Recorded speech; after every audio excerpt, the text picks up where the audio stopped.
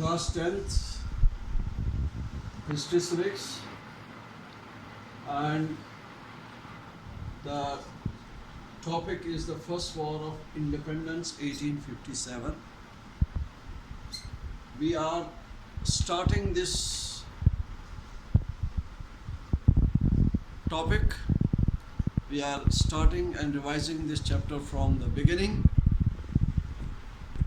There are some of the students who were not connected, and for them who have missed these lectures, I am going to start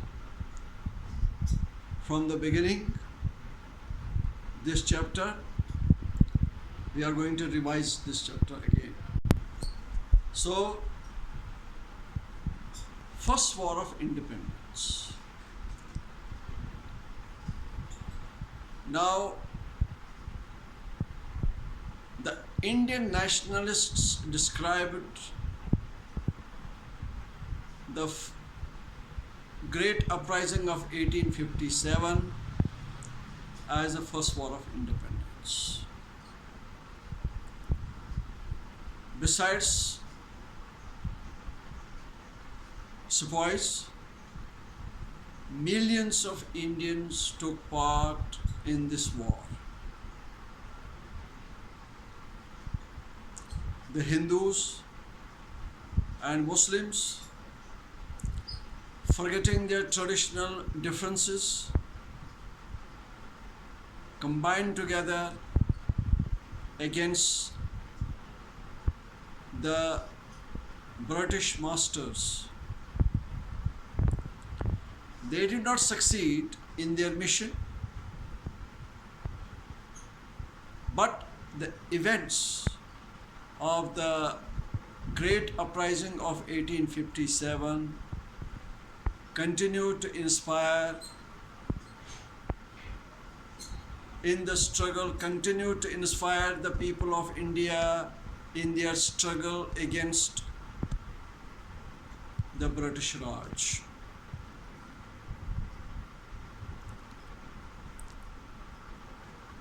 We have to understand that the rule of the East India Company started from 1757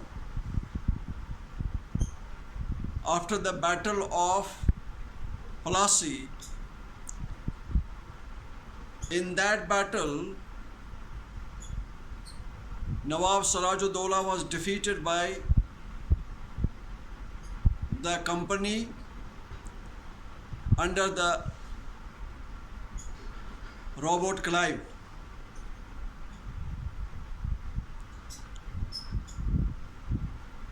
There had been number of causes which were responsible for the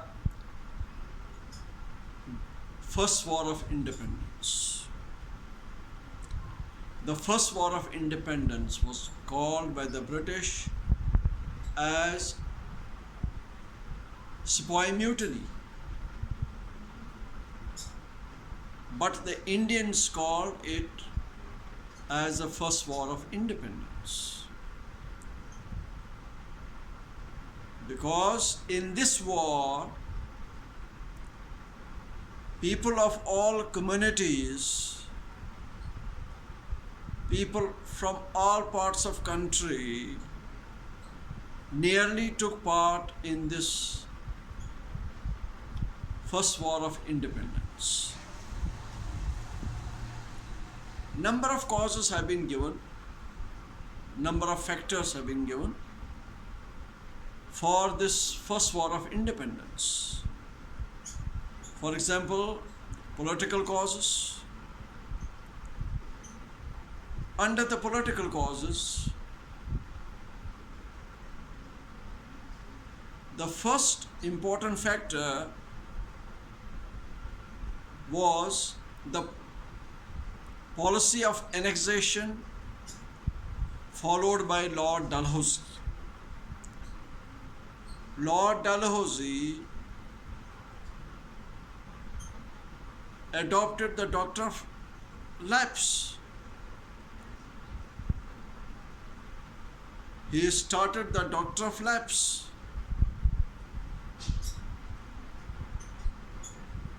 He wanted to conquer India. Yes, Lord Dalhousie,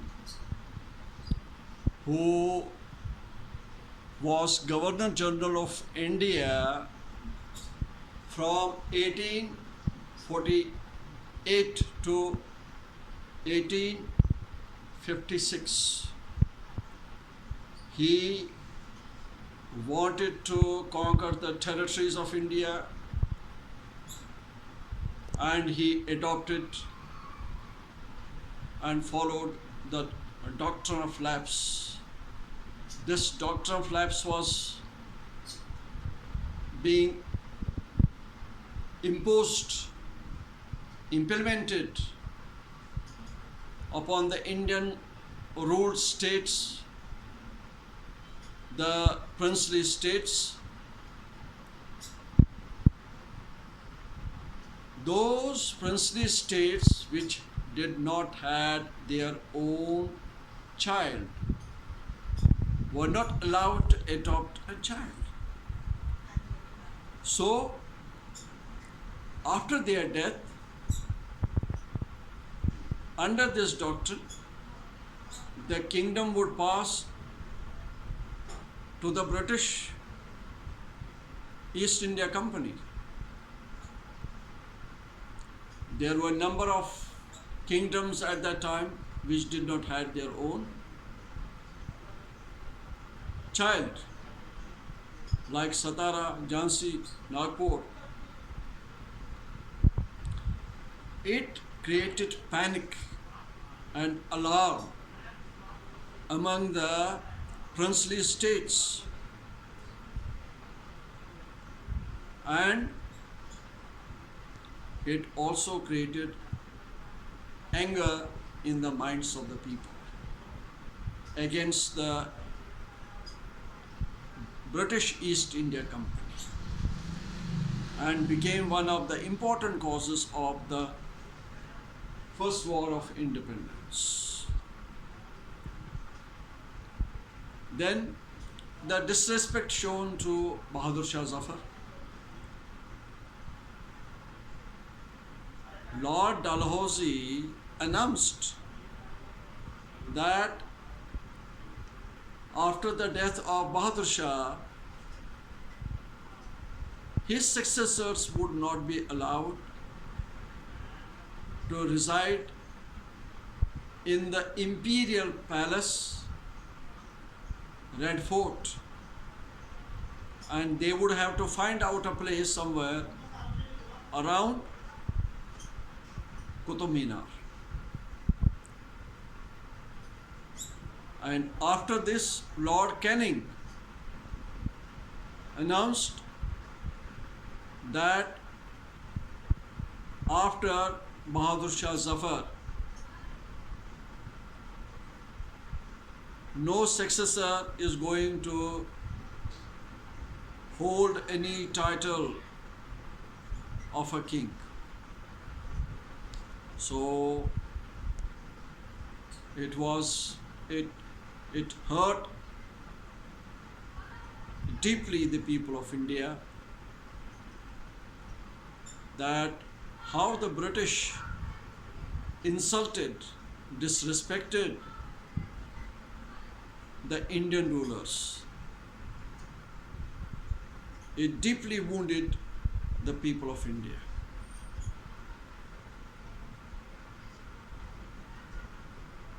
Then annexation of Awadh. Awadh was ruled at that time by Nawab Wajid Ali Shah, and he was told that you are not able to manage the affairs of the government.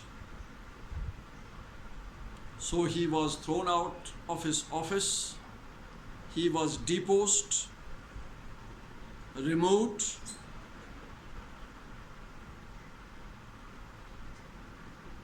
though Wajid Ali Shah was faithful and loyal to the British East India Company.